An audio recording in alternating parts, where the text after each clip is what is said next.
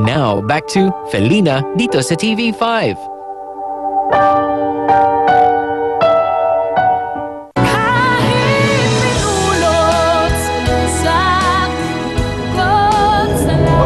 Paano nangyari yun?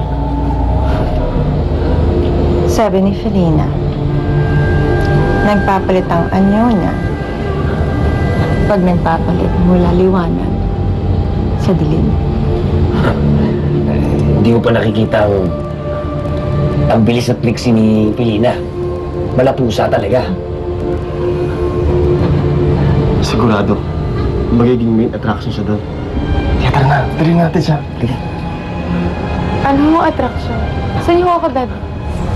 Anak, kasi malaking halaga ng pera ang kailangan natin. Para sa pag-aaral mo, papadoktor mo. Kaya may naisip si Hugo na paraan para kumita ng pera at mabilis. Ano hong paraan? Sama tayo sa kanila para makita mo mismo.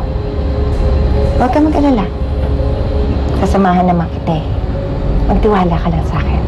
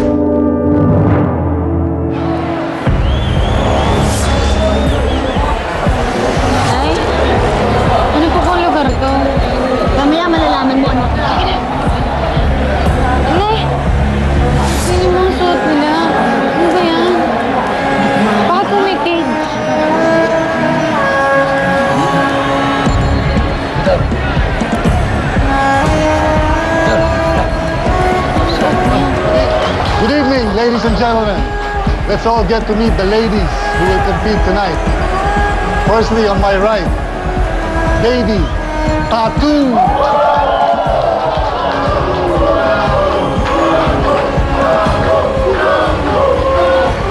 In the next corner, one of our favorites, Samsona Amazona.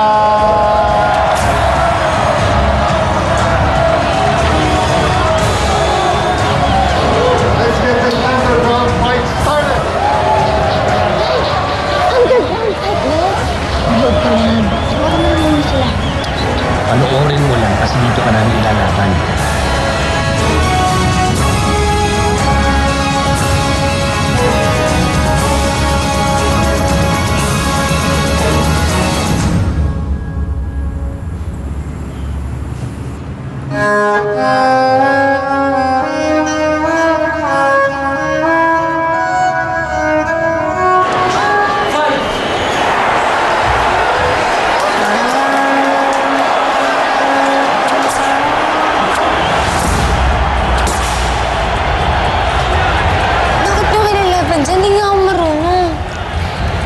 Laban lang yan ng mga babae.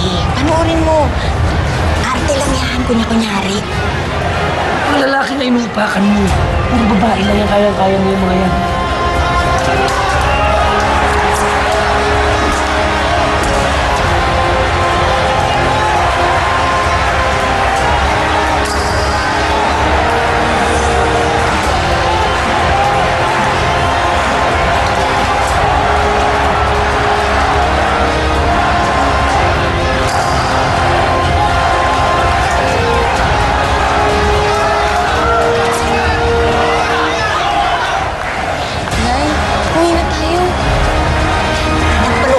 Sila.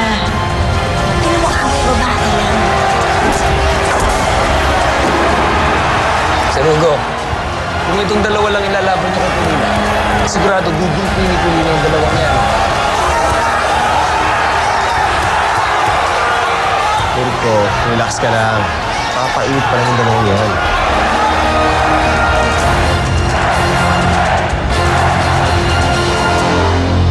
mabuti ng tamang estilo ni Felina sa paglaban niya kaysa mali-mali yung alam. Ngayon ko lang naramdaman yung gantong klaseng saya eh. Itinuring ako ni Inay bilang isang anak. Kung ano-anong malas dumarating sa buhay natin, si Mommy lang naman ang gumawa ng kasalanan. Bakit pati tayo nadadamay sa karma niya? Alam mo, nararamdaman ko na lalapit na naman si Felina sa panganib. Anong gagawin ko? Makinig ka sa akin. Umatras ka na habang may pagkakataon ka pa. Huwag mo sirain ang mga plano namin sa'yo. Nang dahil sa mga pakialamero.